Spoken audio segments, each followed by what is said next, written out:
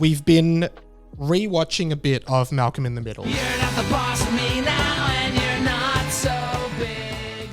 I've got to say, genuinely, Malcolm in the Middle, I think, might be one of the most underrated shows of all time. Now, hear me out, because I get that it was a very popular show. Like, it's clearly a very popular show. Lots of people watched it. But I feel as though a lot of people, from what I gather about it, is that they kind of remember it, but they don't remember like anything particular about it. They just like, oh yeah, I remember Frankie Muniz. Yeah, cool.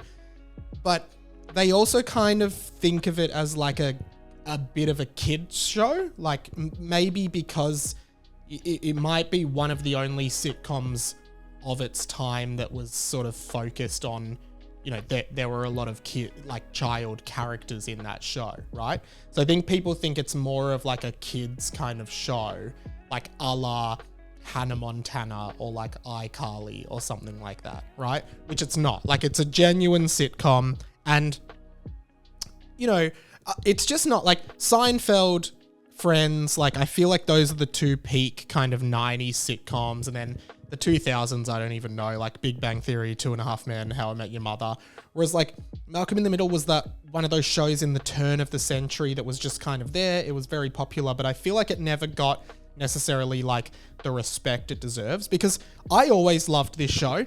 I've seen every episode. It's a fantastic show. You should watch it. But as a kid watching it, like a teenager watching it, I related so much to Malcolm, Reese, and Dewey, the three boys, like the brothers in this middle-class family, this working middle-class family. That's why it's called Malcolm in the Middle. Like, yeah, he's the middle child, but it's about their very poor kind of middle-class family. And you'd relate to a lot of their antics, like their fighting, their school antics, and all of that stuff, that all the misbehavior that they get up to at home and stuff like that. You relate to that as a kid, but rewatching it today as an adult, the character that I relate to the most is Hal, the dad, and Lois, the mum. Hal, of course, is Bryan Cranston. And here's the thing. There are so many kind of bits and pieces in this show that is like, remind me of my upbringing. And like I said, when I was watching it as a kid, it reminded me of a kid, right? Like of my own life as a kid or as a teenager. And it was about, you know, the brothers had to like share beds, and there wasn't always like, they didn't get to go on fancy holidays, and they didn't get to do, you know, fancy trips and have fancy things. It was just like the bare minimum, and their house was very tense, and everyone was always arguing, because like this is what a normal middle-class family looks like. It's not like the white picket fence and everyone is happy inside and everyone is like loving life.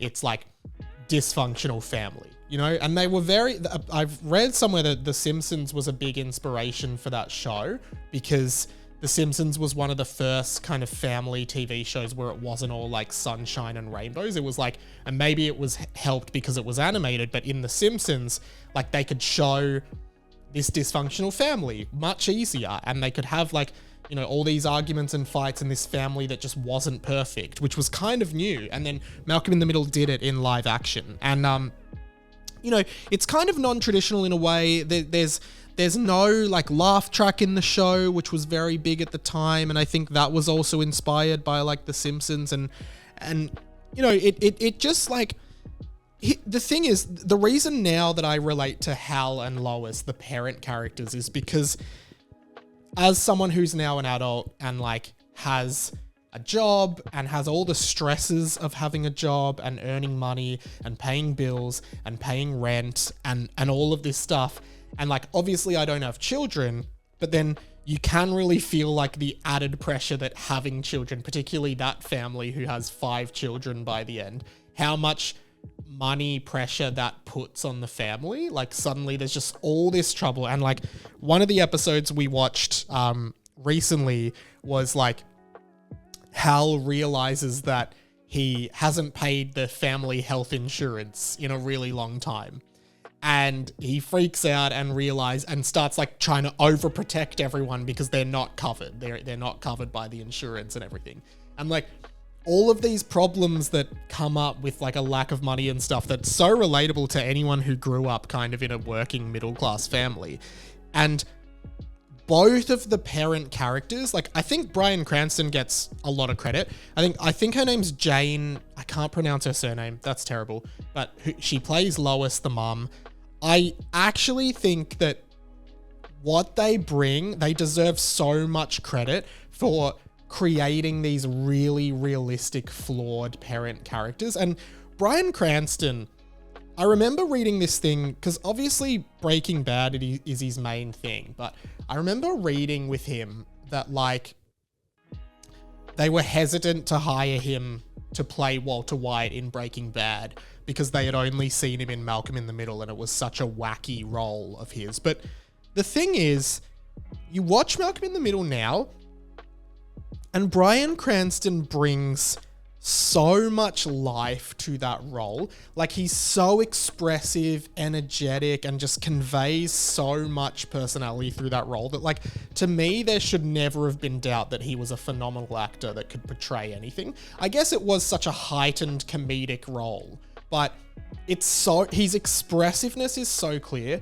And I also think the other thing about Malcolm in the Middle that, at least to me, feels like a thing that makes it so good is the three main brothers, Malcolm, Dewey, and Reese. There's also Francis, but often in the show, he's in a different like location because he was originally at boarding school, and then he was basically the B plot of every episode, and he was rarely with the main cast. But Malcolm, Dewey, and Reese, I think they're just so perfectly casted and they worked alongside each other so well, and they actually feel like brothers. They actually feel like they are brothers. And I think that's what makes the show feel so real, because it feels like these are three kids. All of the fights they're having are really normal. All of the things they're doing feel really authentic. And maybe that's a credit to the writing as well. But the other thing about the show, and this is why I think it's so underrated, is like, it kind of, in a way, watching it now, it brings me back to that era of life, which is like the 2000s, when I was a kid as well. I'm about the same age as the kids in the show at that point. And like, there wasn't social media, there wasn't phones.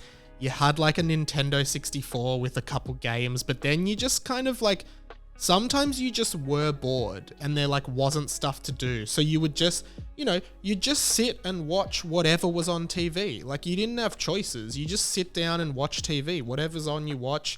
Maybe you watch a DVD.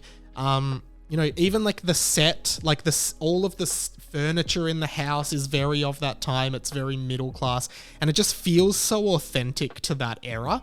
Like, we don't really have times now where you're just sort of bored and you're like, oh, what should we do? Because I just feel like, for me at least, I go straight to my phone and I start going on TikTok and shit. And then I'm like, oh yeah, I just wasted all this time. Like, and I'm not saying being bored is good, but I kind of do miss those days where you're just like, oh yeah, we're just sitting here, what should we do? And then you like make up some stupid game with your brother, or you just do something stupid with the neighborhood kids, or you play backyard cricket.